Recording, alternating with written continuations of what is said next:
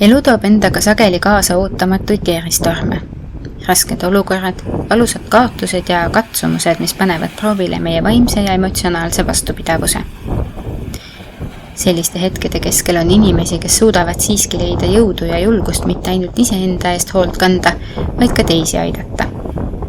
Need inimesed, kes hoolimata omaenda kannatustest ulatavad abikäe, esindavad tõelise tugevuse ja vapruse kehastust.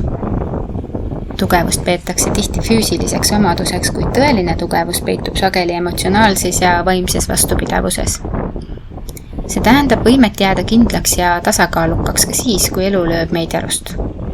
Kuid veelgi enam, see on võime suunata oma sisemine valu ja segadus millekski positiivseks, näiteks teiste aitamiseks.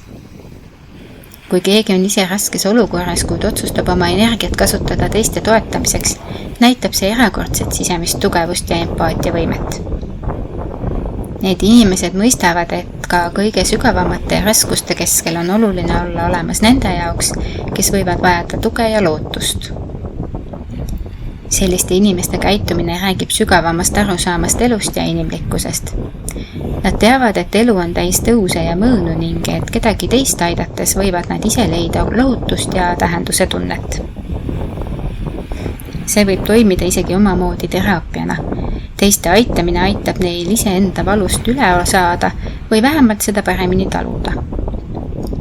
Abi pakkumine ja lahkus võivad olla võimsad vahendid, mis aitavad neil omaenda valu ja raskustega toime tulla. Paljud kuulsad inimesed ja eeskujud on näidanud, kuidas tugevust saab mõõta mitte ainult oma saavutuste, vaid ka selle järgi, kuidas need raskuste ajal teisi aitavad. Näiteks ajal, mil Malala Yousafzai ise võitles oma tervise ja turvalisuse eest, seisis ta järjekindlalt tüdrukute hariduse õiguse eest, inspireerides ja andes lootust miljonitele. Tema pühendumus teiste abistamisele isegi, kui ta ise silmitsi seisis surmaohtudega, on inspireeriv näide sellest, kuidas tõeline tugevus väljendub teiste teenimises.